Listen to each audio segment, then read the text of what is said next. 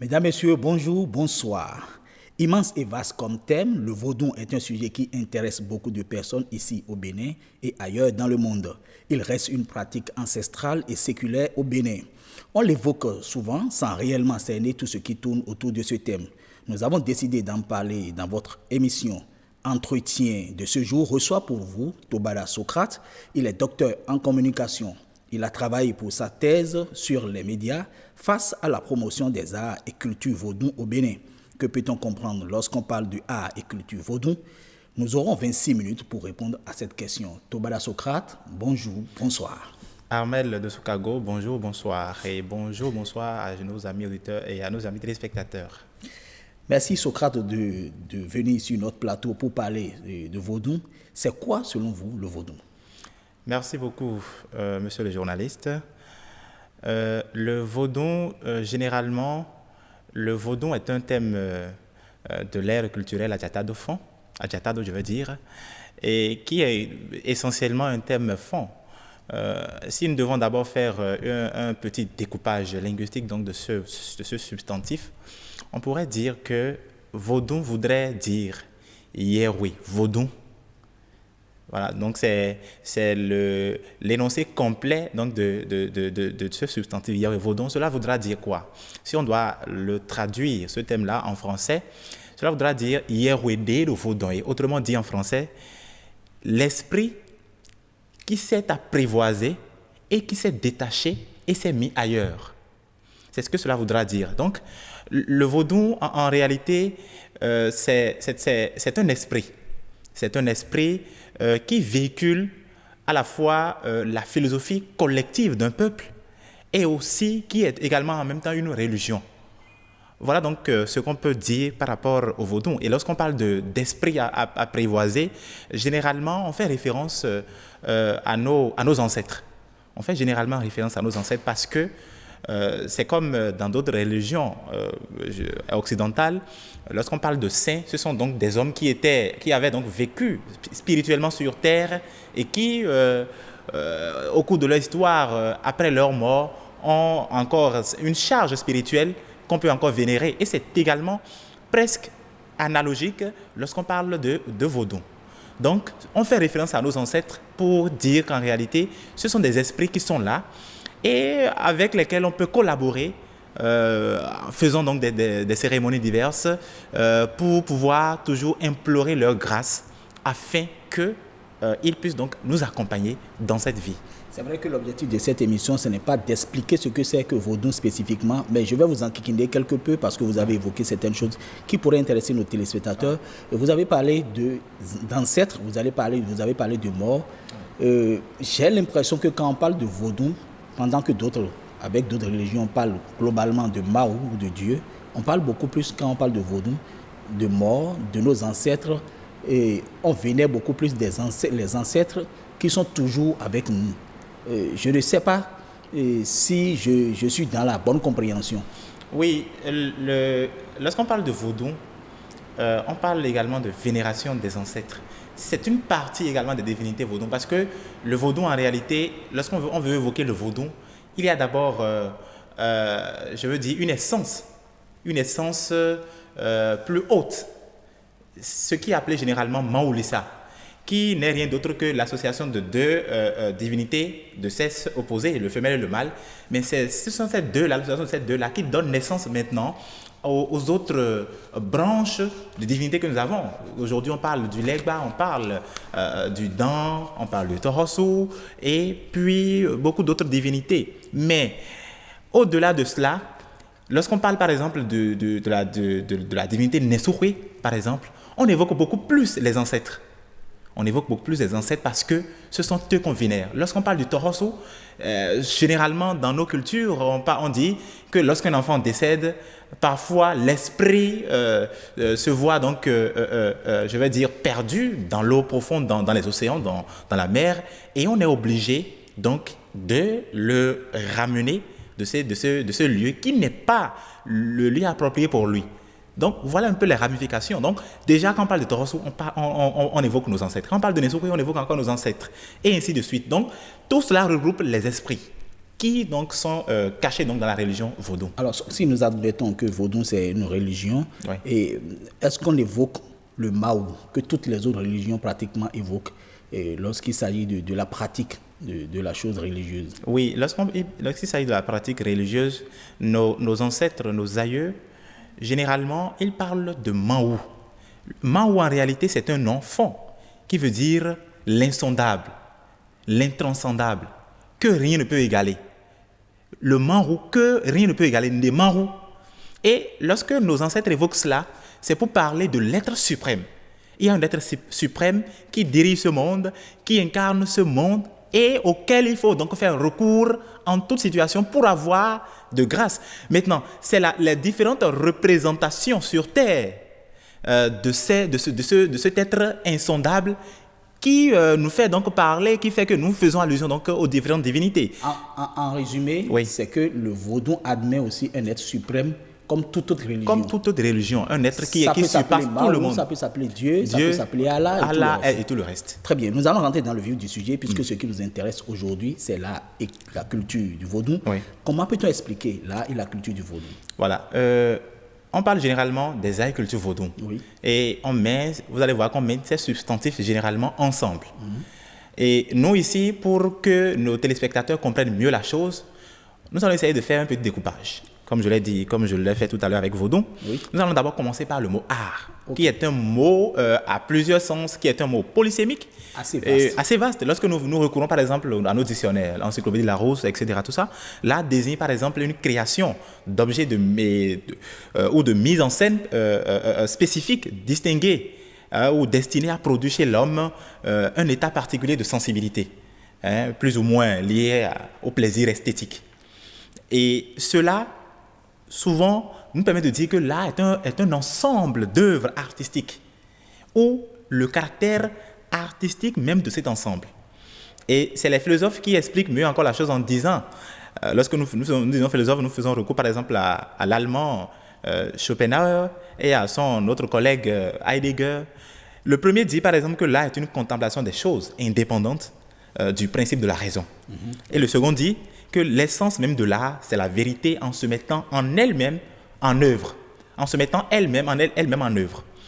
Cela veut dire quoi? Cela veut dire que l'expression même de l'art, c'est l'esthétique, c'est le beau. Le caractère beau, c'est ça beaucoup plus qui nous permet de parler d'art. Alors, de toute cette mise au point, on pourra alors dire que les finalités donc, de l'art, c'est le beau, l'esthétique. Globalement. Et c'est également ce même souci de beau, de l'esthétique, qui anime nos aïeux, nos ancêtres, lorsque ils ont développé un certain tas ou un certain nombre d'arts en matière vaudou.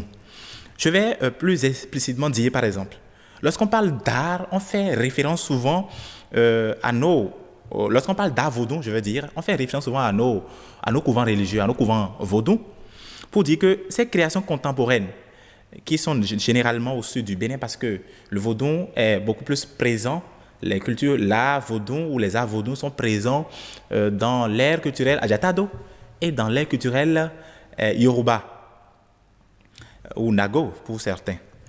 Alors, donc ça fait le sud et le centre du Bénin. Donc, ces créations artistiques contemporaines sont donc inspirées de l'art pratiqué dans la cour royale, dans nos cours royales. Et lorsqu'on parle de cour royale, vous allez convenir avec moi que dans la cour royale, chaque cour royale avait son artiste et son artisan. Oui. Et ces artistes-là avaient des pratiques dans la cour royale. Lorsque nous prenons le royaume de Dahomey, par exemple, les différentes pratiques d'art que l'on retrouve dans ce royaume, par exemple, c'est la forge. Et lorsqu'on parle de la forge, on fait référence souvent à la famille Runtonji, à Abomey. Ouais, donc c'est la famille, c'est cette famille-là, voilà, qui était donc réputée lorsque le roi veut commander des objets d'art en fer, des objets d'art métalliques, il est souvent commandé à cette famille Runtonji. On peut parler également de la vannerie. de la poterie, de la teinture, de la sculpture sur bois.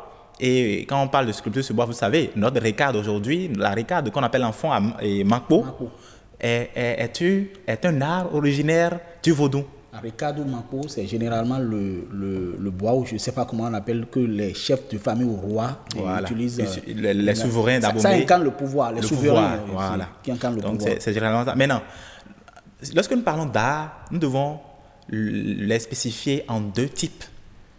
Il y a l'art populaire et l'art royal, c'est-à-dire l'art qui est pratiqué dans la cour royale.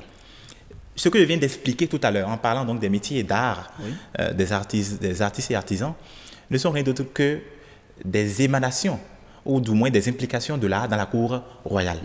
Maintenant, lorsque nous revenons à l'art populaire, ce type d'art est un art exclusivement magico-religieux.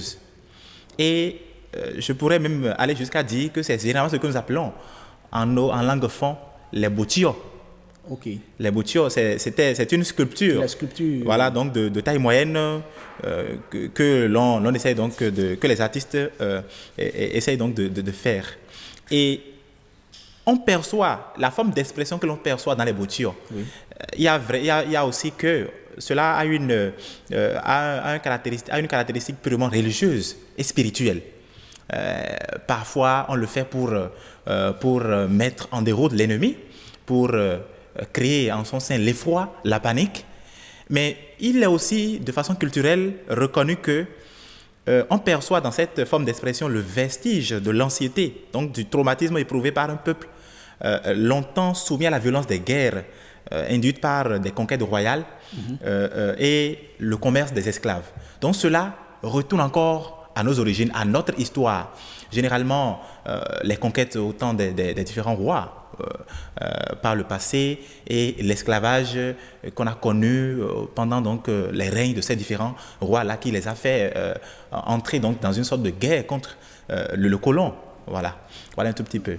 Là, nous sommes toujours dans l'art, au niveau de l'art vaudou. De l'art vaudou. Voilà. Alors, je voudrais savoir, vous avez parlé de l'art populaire tout à l'heure, je voudrais savoir, puisque nous sommes dans une sorte de typologie de l'art vaudou, il y a un certain nombre de choses. Par exemple, la couture, je ne sais pas si c'est le thème qu'on doit l'utiliser. Lorsque vous prenez par exemple les Sakwatassi ou bien ils ont une tenue typique aux adeptes de Sakwatassi qu'ils utilisent. Lorsque vous prenez le Kututor chez nous, enfin les revenants, l'habillement des revenants, vous avez l'impression que c'est un style particulier et que ce n'est pas un style que tout le monde peut adopter, on ne peut pas l'amener chez n'importe quel couturier pour le faire. Alors, lorsque nous parlons de ça, de cette couture-là, de cette façon de faire, est-ce que nous ne sommes pas dans l'art et dans quel art nous sommes? Oui. Avant d'en venir là, vous parlez des apparats vaudou. Oui. Avant d'en venir là, je voudrais qu'on définisse d'abord, parce que nous allons revenir encore dans les deux concepts, art et culture vaudou. Pour mieux expliciter cela. On va aller au niveau donc, de la culture. De la culture, de la culture vaudou. Oui. Voilà, pour dire que généralement, le mot culture désigne, lorsque nous faisons référence à l'anthropologue américain Ralph Linton, désigne un mode de vie. C'est le mode de vie d'un peuple. Alors, lorsque nous restons déjà dans cette conception, dans cette assertion de Linton, on pourrait déjà dire que l'art se retrouve déjà dans la culture parce que tout art est d'abord un mode de vie d'un peuple. Et à partir de là, on pourra dire, lorsqu'on parle déjà même de culture vaudou, on est déjà en plein déjà dans l'art. Parce que la culture prend déjà en compte tout ce qui est art, tout ce que je viens d'expliquer. Donc l'art est une spécificité de la culture. De la culture, c'est une spécificité donc de la culture. Alors, lorsque nous sommes dans le vaudou. Alors, lorsque nous parlons de la culture vaudou, c'est l'ensemble des éléments que l'on peut retrouver dans l'art et qui sont liés au vaudou. Par exemple, l'art dramatique, l'art plastique, l'art de la cuisine, la gastronomie, les danses, tous ces éléments-là, le chant, les panégyriques. Les panégyriques, ce n'est pas que dans nos clans, mais c'est aussi avec les vaudous. Parce que lorsque nous parlons de ces éléments-là, culture et danse, art plastique, les danses, les chants, les panégyriques, nous sommes déjà en plein à la fois dans la culture, dans les arts et culture vaudou en même temps. Parce que cela traduit généralement la philosophie de nos ancêtres lorsqu'ils se réfèrent au vaudou. Et comme je vous le disais tout à l'heure, Lorsque, généralement, les couvents vaudous se comportent comme une école. Une école où les adeptes vaudous reçoivent des formations. Enseignement typique. Un enseignement typique. Par exemple, lorsque nous prenons les divinités Nesoué, ils reçoivent des formations liées aux danses ou à la danse, si je peux le mettre au singulier, à la danse de cette divinité-là. Les Nesoué, souvent, ont leur danse à part, qu'ils apprennent. Les adeptes, je dirais, les adeptes des autres divinités, comme par exemple la divinité Sapata, oui. ils ont également leur forme de danse. Les divinités, même en leur sein, il y a deux différents types de rythmes. Parce que qui parle de danse parle déjà de musique, Oui, qui est bien déjà sûr. est une culture vaudou. Ils ont leur culture, leur façon de danser. Il y a par exemple le rythme à Kochibou, qui est un rythme à part. Et à côté de cela, il y a le rythme Wede, par exemple, qui est à part. J'évoquais donc la divinité Nesoué. Leur rythme, c'est le Zokwete. Ok. C'est le Zokwete. Alors, lorsque nous prenons une divinité... En termes de rythme musical, il faut dire que la religion vaudou est très riche. est très riche en matière donc, de rythme musical. Bien sûr. Et lorsque nous prenons ces divinités-là également, elles s'identifient de par leurs apparats. Généralement, au niveau donc de la divinité de Nesoué, on ressent beaucoup plus l'esthétique. On ressent beaucoup plus l'esthétique et une certaine, je veux dire, un certain calme. Parce que tout ce qui se fait royalement. Et vous allez voir que toutes les collectivités, toutes les familles qui sont liées qui ont des attraits aux dynasties royales font toujours recours à ce rythme-là et ça devient même une cérémonie statutaire dans leur maison parce que c'est beaucoup plus royal, c'est lié donc au prince, c'est princier. Voilà. Alors, lorsque nous prenons tout cela, nous pouvons déjà dire que de façon contemporaine, ces différents rythmes et danses ont des implications, ont subi des changements sur la vie de nos artistes. Et là, je peux évoquer des noms d'artistes, des grands noms d'artistes comme par exemple l'homme orchestre, Sabouran Danialo. On peut évoquer des noms comme la diva internationale, Angélique Kidjo, où on ressent dans leur rythme, non seulement dans les chants, mais dans le rythme musical, qu'il y a des emprunts vaudous. Et ils le reconnaissent, ils le disent quand ils le font. Donc ils vont chercher leur source dans les rythmes et musiques. À partir des agricultures vaudou. Lorsque nous quittons le plan musical et le plan de la chanson, nous pouvons aller sur le plan, par exemple, de la gastronomie. Oui. Quand nous allons sur le plan de la gastronomie, nous sommes toujours dans la culture, dans les agricultures vaudou. Généralement, vous savez, les aliments que nous mangeons, que nous consommons, avaient une histoire. On va commencer par le bomio. Voilà, on va commencer justement par le bomiol, qui est en vogue, que l'on appelle aujourd'hui sous l'appellation donc de la pâte rouge. Oui, avant on appelle cela amiwo. Comme vous l'avez dit, le bomiol, le beau pour faire référence au gris-gris. Oui. Parce que lorsqu'on le fait, c'est que le poulet qui a servi, donc à préparer ce mets-là, de son vivant avait été tué pour une divinité. Et c'est après cela qu'on essaie donc de faire la pâte. Cette pâte-là, à l'origine, ne se préparait pas du tout avec du piment et de la tomate. Il y avait les bouillons, les assaisonnements et autres qui y sont, certes, mais parce que les divinités ne doivent pas consommer cela. Du piment, par exemple. Donc, il paraît que parfois, il faut m'excuser de faire cette incursion, il paraît que parfois, les gens vont faire des libations ou des gens vont faire des offrandes aux fétiches en mettant du piment dedans, en appelant le nom d'une autre personne par méchanceté. Par méchanceté. Et le vaudou se rebelle contre cette personne. Parce que c'est le nom que le vaudou a entendu, que la divinité a entendu. On dit par exemple, telle divinité ne mange pas du piment, et X vient dire le nom de Y pour dire que c'est lui qui est en train de verser du piment sur le vaudou, alors que il le lui a interdit. Lui, en personne, il lui a interdit, mais il est en train de le faire. Ça, c'est les perversions. Ça, ce sont les éléments négatifs. Et ça, ce n'est pas lié au vaudou, mais c'est la pratique des humains. Et ça, c'est un peu partout, c'est dans toute religion. C'est-à-dire, le mal n'est pas lié à la religion, mais c'est lié à l'homme lui-même. On revient donc à notre sujet. Donc, le amiwo, comme on le dit, c'est la pâte d'huile, si on doit faire une traduction littérale.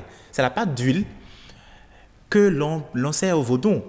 Lorsqu'on tue le coq, le poulet ou le coq, et que l'on essaie donc de le préparer, on met les assaisonnements dans l'eau accompagnée donc de l'huile rouge, de l'huile de palme, et on prépare tout.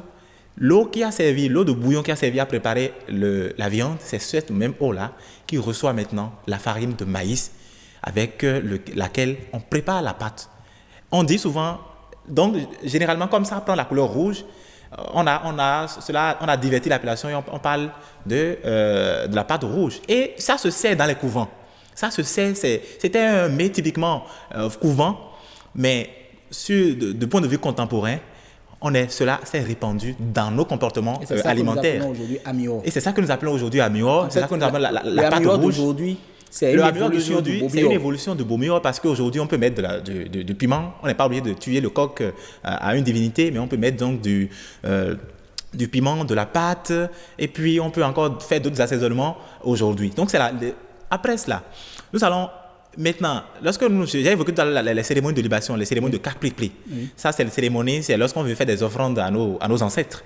Nos ancêtres qui sont représentés par des objets métalliques qu'on appelle généralement sur l'autel, dans une pièce conçue pour la circonstance, qu'on appelle généralement les assins. Les assins. Donc, lorsqu'on veut faire des offrandes à ces assins-là, qui représentent nos ancêtres, ceux qui ne sont pas nos morts, de nos ancêtres. On prépare également du amio qu'on présente aux ancêtres. Mais l'autre mets qu'on prépare également, c'est le haricot. Avec l'huile rouge. Avec l'huile rouge, l'huile de palme. On le présente aux divinités aussi. Maintenant, il y a une autre modification que le haricot a subi, qui n'est rien d'autre que le hata, le beignet de haricot, qui s'est répandu dans tous les coins de rue aujourd'hui, un peu partout au Bénin, et même quand vous allez dans les Caraïbes et même au Brésil, vous remarquez encore ces mets-là, parce qu'on a quelques Béninois lors de l'exode qui se sont retrouvés là-bas. Le temps est en train de partir, il faut que nous évoluions rapidement. Nous n'allons pas nous n'allons pas faire cette émission sans évoquer votre thèse.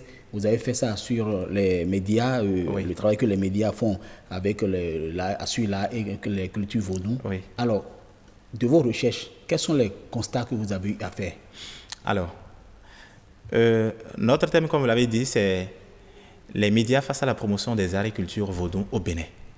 Alors, l'objectif que nous avons poursuivi en faisant ce travail, c'était donc d'évaluer le contenu des médias au Bénin qui ont rapport avec les arts et cultures vaudou. Tout ce que je viens d'évoquer par rapport aux arts et cultures vaudou. Comment est-ce que les médias arrivent à en faire la promotion ou non? On ira très vite. On ira très vite. Oui.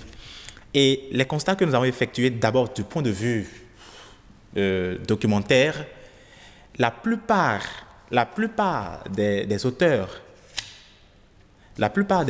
qui ont évoqué le vaudou, que ce soit sur le plan spirituel que sur le plan culturel et artistique, la grande partie, et les premiers d'ailleurs, ce sont les Occidentaux. Et là, je fais référence par exemple à Bolaton, à Chauffel, à Savary, ceux-là qui, depuis le XXe siècle, ont déjà entrepris de travailler. Et ceux-là, ce n'étaient pas des grands chercheurs, forcément. C'est soit des artistes qui font des présentations artistiques et qui voyagent de par le monde pour découvrir des choses et après, ils les produisent sous forme scientifique. Ce n'est qu'après que nous avons constaté qu'il y a des chercheurs béninois qui se sont intéressés à la chose, comme par exemple le professeur Hiroko, à travers l'histoire des panégyriques, comme par exemple le professeur Kocha qui a évoqué les danses aussi. De ce que vous dites là, nous allons retenir déjà que dans les recherches, il y a très peu de Béninois qui ont entrepris des travaux sur les questions de vaudou. C'est beaucoup plus venu des Occidentaux. Est-ce que c'est le même constat qu'on peut faire sur les médias? Est-ce que les documentaires audio, les documents audiovisuels, est-ce que ces documents audiovisuels, on constate ça dans les médias? Est-ce que les médias béninois se préoccupent bien, s'occupent du vaudou au Bénin? Bon, on dira, lorsqu'on prend les journalistes béninois en général, en majorité, le vaudou n'intéresse pas les médias béninois, en majorité. Mais c'est lorsqu'on s'intéresse maintenant à certains médias, qui sont peut-être des médias thématiques, ou certains journalistes, qui sont des journalistes culturels, qu'on remarque que ceux-là ont d'engouement pour la chose culturelle, artistique. Mais ils ne sont pas nombreux. Une confidence, par exemple, que je fais aux téléspectateurs, par exemple, lors des recherches, j'avais interviewé le président d'antan de l'UPMB, qui est maintenant à la RAC, Monsieur Potiemé, qui me faisait comprendre qu'ils avaient parlé de la spécialisation donc, des journalistes. Et il a dit le nombre de journalistes qui se sont inscrits dans le volet art et culture, si je ne me trompe pas, on peut les compter, ils n'atteignent même pas 5. Ils n'atteignent pas 5, le nombre de journalistes. Regardez le nombre de journalistes qu'il y a au Bénin et le nombre, les centaines de journalistes que font, je dis bien, que fait cette association de journalistes. Mais pourtant, ils ne sont pas nombreux à s'intéresser à la chose culturelle. Et généralement, les raisons que nous, on évoque, c'est que il n'y a pas de l'argent lorsqu'on valorise Vodou. Cela ne fait pas donner de l'argent. Cela ne permet pas aux médias, d'accord, de renflouer les caisses. Lorsqu'on s'intéresse au Vodou, oui, c'est un peu cela. Il y a d'autres problèmes aussi. Il y a d'autres problèmes aussi. Lorsque vous proposez des trucs sur le Vodou et que vos patrons sont des chrétiens ou bien voilà, croyants, justement. ça pose parfois des problèmes. Voilà, donc ça pose des questions de ligne éditoriale aussi. Oui, de ligne éditoriale. Justement. Alors, est-ce que vous pensez que nous avons presque fini l'émission, est-ce que vous pensez que l'État peut faire quelque chose pour mieux valoriser l'art et la culture du Bénin? Est-ce qu'on peut se développer avec ça ou bien est-ce que ça peut apporter quelque chose à notre développement? Oui. Vous allez être bref. Je vais être bref. Je vais d'abord dire en quoi est-ce que nous pouvons nous développer avec le Vodou. Le Vodou, les arts et cultures Vodou, c'est toute la vie humaine. Et pour être différent des autres culturellement, nous n'avons qu'à développer ce qui nous appartient. Et c'est les arts et cultures Vodou. Vous savez, généralement, lorsque vous voyez par exemple les productions artistiques, les productions audiovisuelles, vous voyez que les pays pauvres sont envahis par les productions des pays riches. Oui, parce que nous ne produisons pas assez. Parce que nous ne produisons pas. Et lorsque il est question d'aller au rendez-vous, de donner, de recevoir, nous sommes absents parce que nous n'avons pas des productions riches pour pouvoir aller à ce rendez-vous-là. Donc, l'État peut beaucoup faire.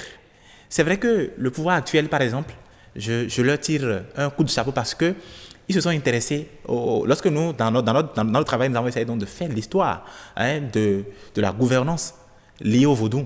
Et on a remarqué que c'est en dents de scie. Quand on a quitté Soglo pour Kéréko, pour le renouveau démocratique, on a vu que c'est en dents de scie.